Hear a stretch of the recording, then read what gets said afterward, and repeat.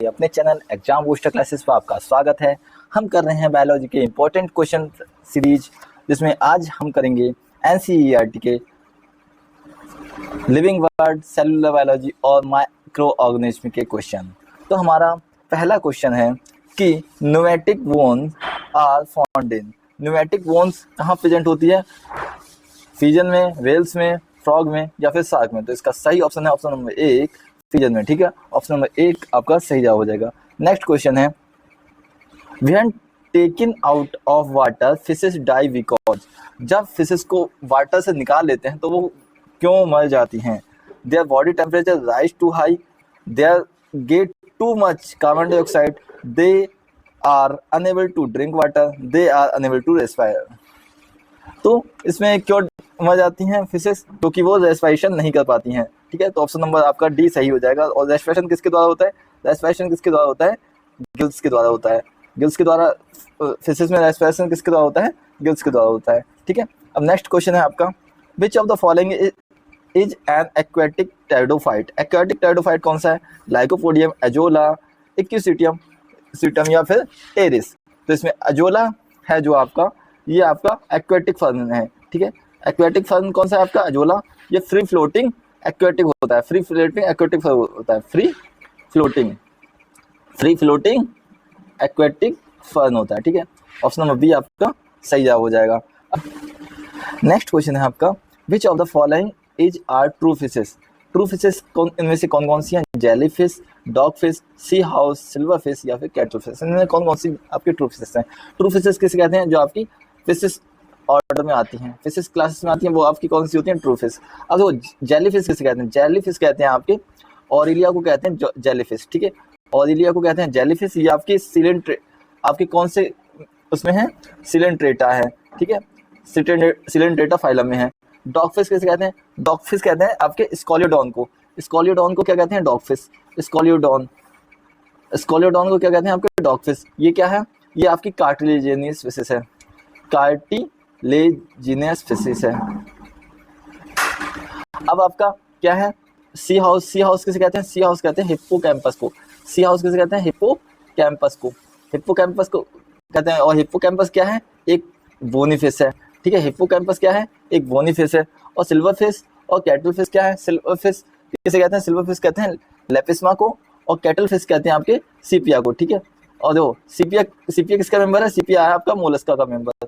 ठीक है, सीपिया है आपका मोलस्का का मेंबर। ठीक है, और सिल्वर फिश किसका मेंबर है? सिल्वर फिश आपका ऑर्थोपोडा का मेंबर। ठीक है, ऑर्थोपोडा का मेंबर है। तो इसमें आपके फिशेस आए कार्टिलेजिनस फिशेस और बोनी फिशेस। ये किसके हैं? ये आपके फिशेस हैं, यानी कि ट्रू फिश है।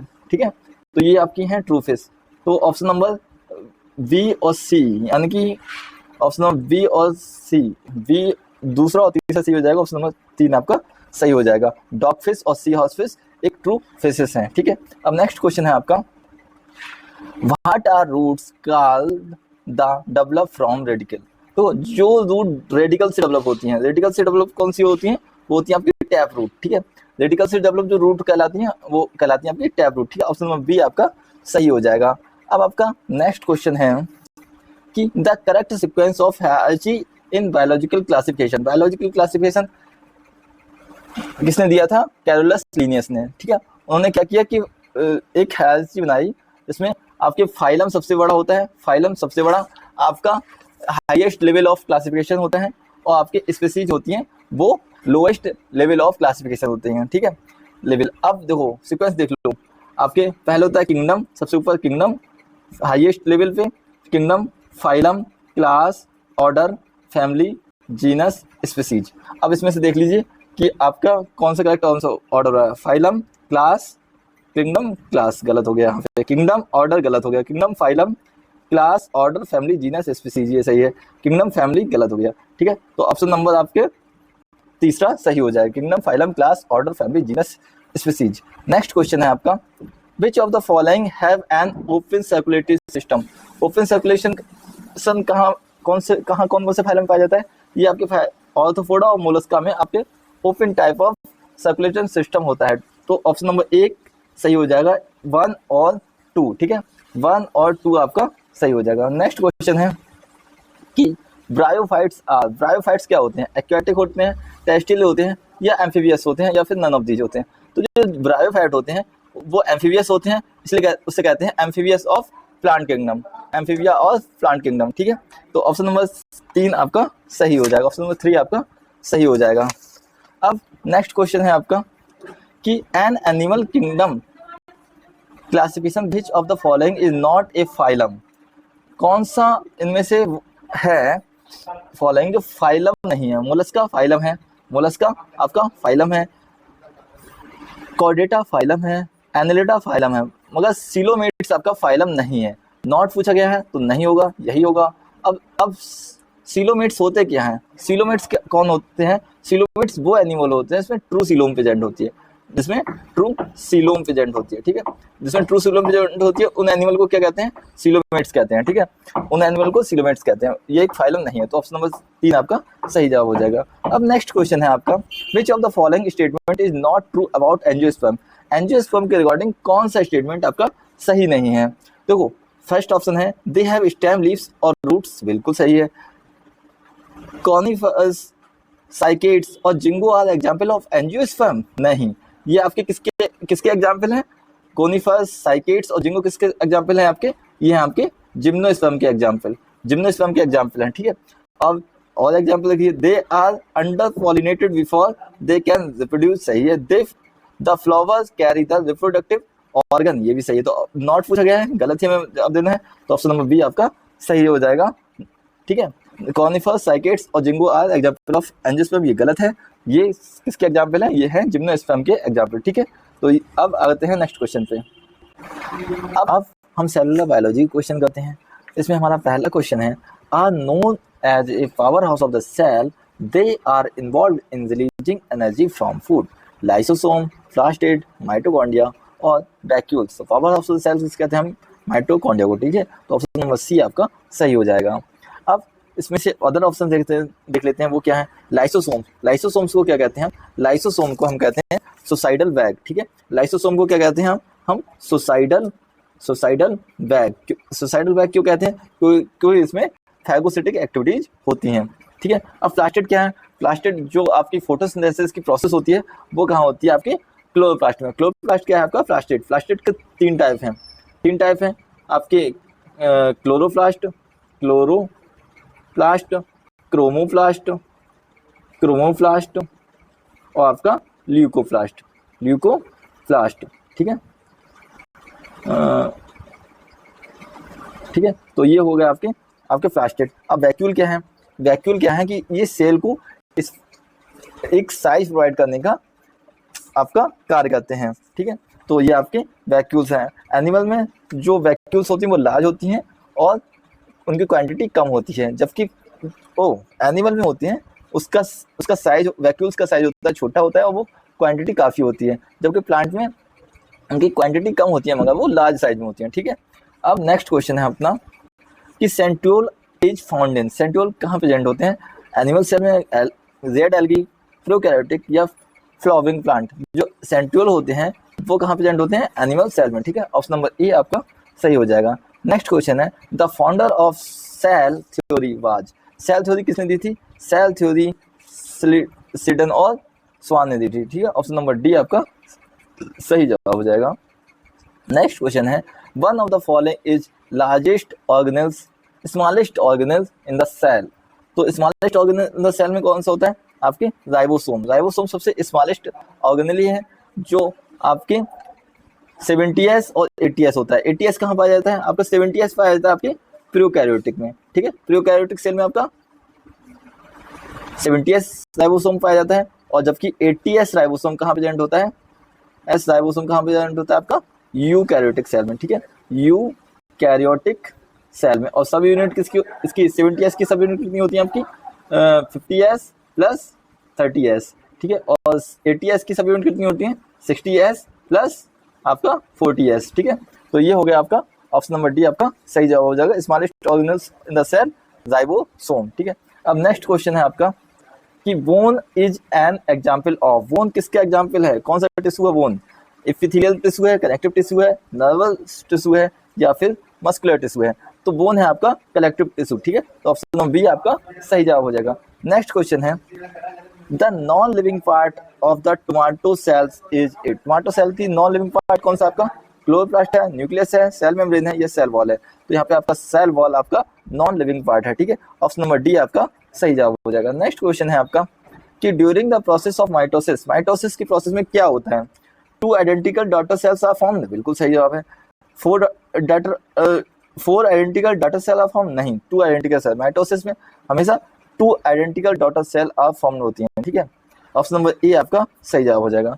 नेक्स्ट क्वेश्चन है आपका which of the following is absent in animal cell. Animal cell में आपके कौन से ऑर्गेनेल है जो प्रेजेंट नहीं होता है? माइटोकॉन्ड्रिया होता है, न्यूक्लियस होता है, साइटोप्लाज्म होता है, प्लास्टिड नहीं होता है, ठीक है। तो प्लास्टिड नहीं होता है एनिमल सेल में, प्लास्टिड नहीं होता है, तो ऑप्शन नंबर डी आपका सही हो जाएगा। प्लास्टिड कहाँ प्रेजेंट होता है? प्लास्टिड होता है आपके प्लांट सेल में, ठीक है। प्लास्टिड आपके कहाँ होता है? प्लांट सेल में, ठीक है। प्लास्टिड कहाँ होता है? आपके प्लांट सेल में। तो ऑप्शन नंबर डी आपका सही हो जाएगा। नेक्स्ट क्वेश्चन है विच of the following plant tissue is a dead tissue.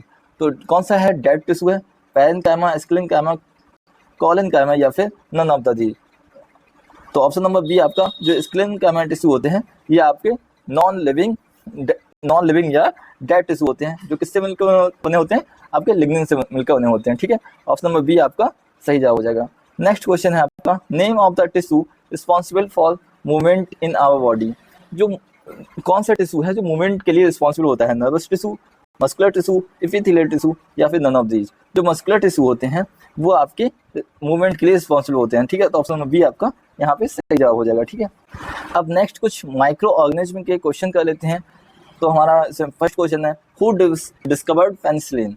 Penicillin को किसने डिस्कवर किया था? अलेक्जेंडर फ्लेमिंग, ठीक है। तो ऑप्शन नंबर सी आपका सही जवाब हो जाएगा। अब नेक्स्ट क्वेश्चन है what is the main basis of classification in the 5 kingdom system. तो 5 किंगडम सिस्टम किसने दिया था? पहले तो WH विटेकर ने दिया था आपका 5 किंगडम सिस्टम। उन्होंने किसके बेस पर दिया था? मोड ऑफ न्यूट्रिशन के बेस पर अपने WH विटेकर ने साहब ने 5 किंगडम सिस्टम दिया था। और कौन कौन से किंगडम थे? मोनेरा, प्रोटिस्टा, फंजाई, प्लांटी और एनिमेलिया, ठीक है। एनिमेलिया, ये 5 किंगडम दिए थे आपके WH विटेकर ने। इस किंगडम को, इस क्लासिफिकेशन को कहते हैं 5 किंगडम सिस्टम ऑफ क्लासिफिकेशन, ठीक है। जो किस पर बेसिस पर आधारित था? मोड ऑफ न्यूट्रिशन के, ठीक है। ऑप्शन नंबर डी आपका यहाँ पे सही जवाब हो जाएगा। नेक्स्ट क्वेश्चन है कि the organism which lack in nuclear membrane is called.